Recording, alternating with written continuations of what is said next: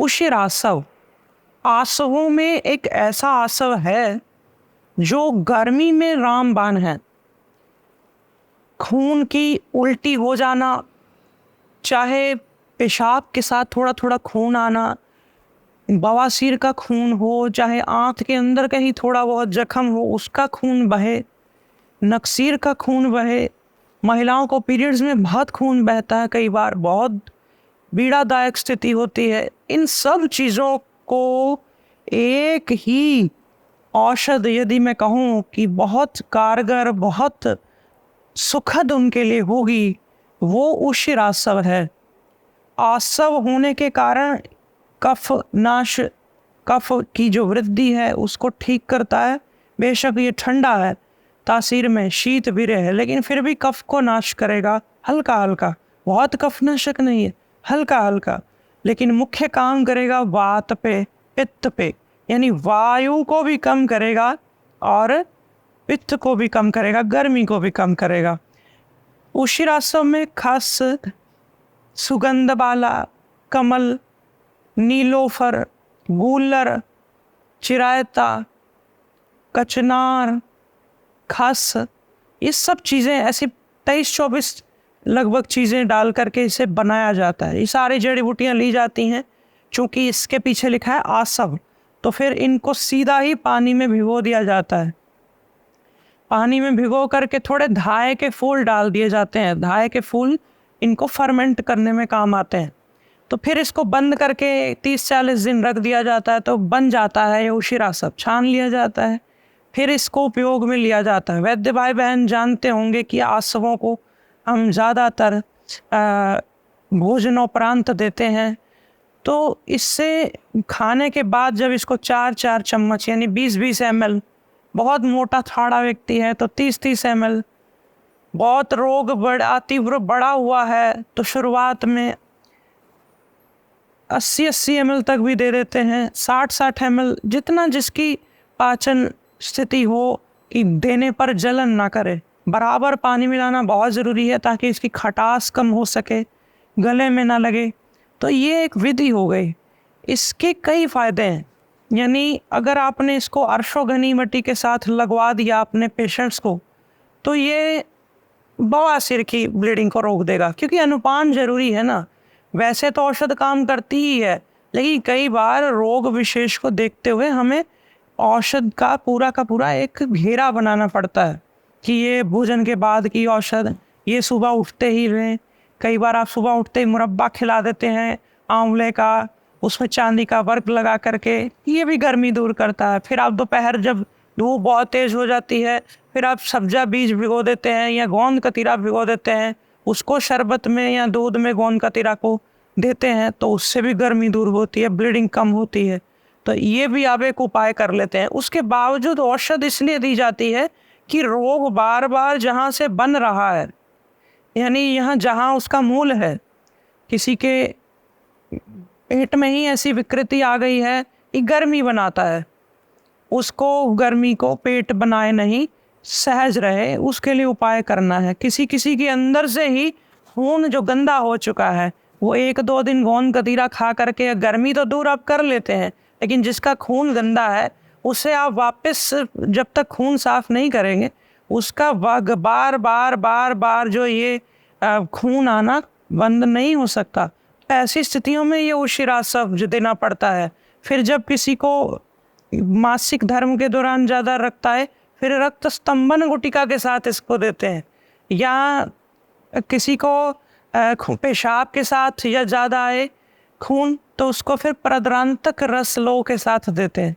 ये सारी चीज़ें मैं आपको इसलिए बता रहा हूँ कि जो वैद्य भाई बहन नए नए इस फील्ड में है, मैं उनसे प्रार्थना करूं कि उशिर बड़ा अच्छा है।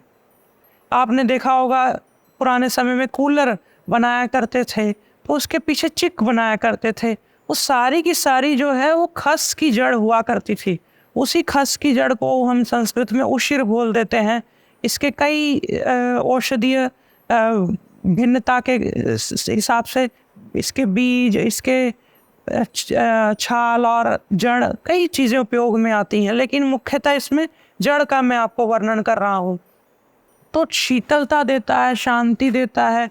किसी किसी को गर्मी में बाहर जाने से लाल लाल रैशेस पड़ जाते हैं स्किन पे, उसको दीजिए। क्यों? क्योंकि शांति भी मिलेगी, रक्त भी शुद्ध होगा। वैसे भी बहुत ज़रूरी है गर्मी में ऐसी बैलेंस करना कि गर्मी में पेट हो जाता है ठंडा, बिल्कुल ठंडा, पचाता नहीं खाना, तो खून हो जाता है गर्म। ऐसी स्थिति में इम्बैलेंस को दूर करने के लिए ये उशिरासव बहुत कारगर है कि जो पेट में गर्मी रखे जितनी उचित ज़रूरी है। वात नाशक है, वात को कम करे। तो जहाँ रक्त ज़्यादा गर्म हो रहा है उसको शीतल कर दे, शांत कर दे, ताकि स्वभाव में फ़र्क आए, क्रोध ना आए, ये जो अंदर ही अंदर उद्वेग उठना, एग्रेसिवनेस होना, ये ना हो। दांतों में भी खून आए, यहाँ तक कि मुंह में बदबू आ रही है, पसीना बदबूदार हो जाता है। क्यों? क्योंकि खून नहीं साफ है, पिंसियाँ निकल रही हैं, छोटे छोटे फोड़े निकल रहे हैं। इस सारी चीज़ों को आप अगर बात करें तो उशिरासव देना उचित है। बस इतना ध्यान रखें कि जब रोग विशेष ठीक हो जाए, आपको लगे कि अब बिल्कुल शीतल हो गए हैं, तो अन्यथा या फिर कई बार बहुत ज़्यादा सिर दर्द होती है। बहुत रेयर होता है ऐसा, लेकिन हज़ारों में कोई एक दो होते हैं जिनको उशिर पछता नहीं है, खास जिनको सिर दर्द करता है। तो उनको न दे करके उनके लिए को बहुत अन्य बहुत उपाय हैं आयुर्वेद में, चाहे फिर वो पलाश पुष्पासव हो, चाहे पुनर्नवासव हो, फिर चाहे वो त्रिफलारष्ट हो, विरेचक औषधियाँ हों, उससे गर्मी निकाली जाती है। लेकिन बाकी सब के लिए ये उशिरासव बड़ा ही सुखद है, सहज है और कल्याणकारी है। सभी वैद्य भाई बहन इसको अपनी प्रैक्टिस में ज़रूर शामिल करें।